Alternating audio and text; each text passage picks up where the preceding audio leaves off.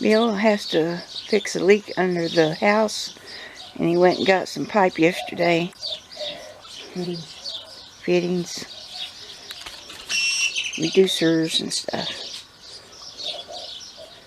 So he'll be going underneath the house pretty soon. He's got to get some light underneath there.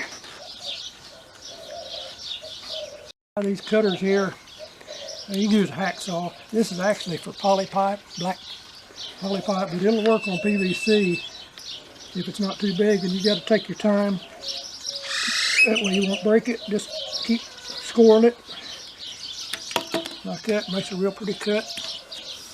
And that way you don't have to take your hacksaw with you. Just stick that in your pocket and take it. So this is the back. He's got to take underneath there. Electrical saw, light.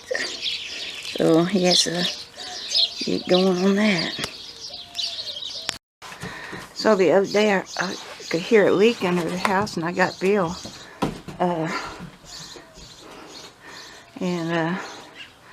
So we looked under the house, and it had water in it. So we shut the water off, and it was pretty muddy underneath there, so we put a bunch of cardboard that I was saving up for the food forest if I need it. And that cardboard come in handy so Bill could crawl around and look. And he said it was pretty hard to find, but he finally found it. So he took one of these little garden shovels and this little pick I have to dig holes, because there's no room underneath there, and started digging, and he found the pipe that had a leak in it. And so yesterday he went to town and picked up all the pipe stuff he needs. So that's hard work, because he's got to be on his belly doing all of that. And right in the middle of the house underneath there's a big old beam, so he had to make a tunnel under that. And it's just a mess. So we never did want to go under the house, work on anything in the summer, unless you're forced to, because you don't know if a rattlesnake could be underneath there.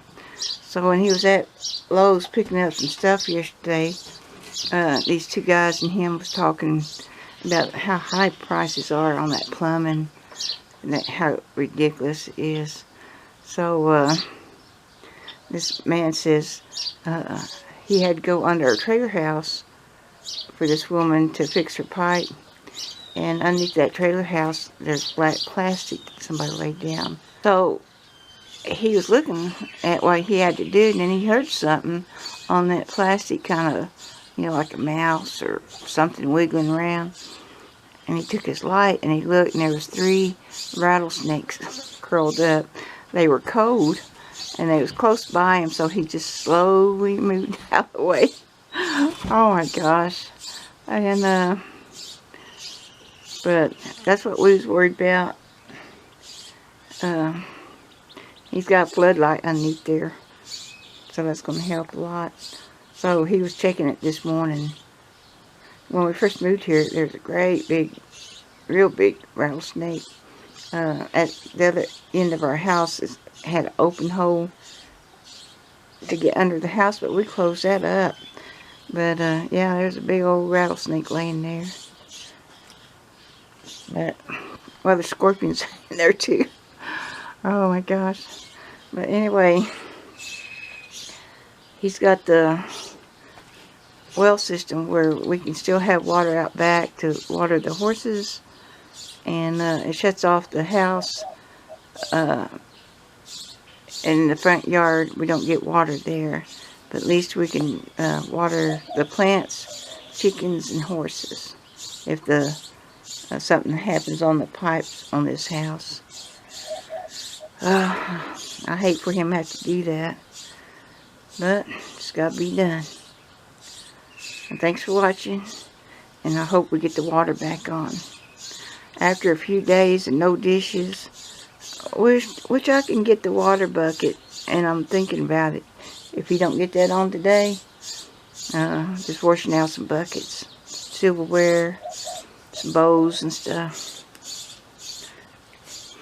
But anyway, maybe he will. Thanks a lot. Talk to you later. Bye. When we moved here, all this was just plain. It had one tree here. No fence, no cane or nothing. And this part right down here, it was open. The ground was lowered. And we crawled through there. And we looked underneath there, and there was a great big old rattlesnake looking at us. But we closed that off. But Bill said if we had to, we'd take all these rocks out, lower it where a person could get in there.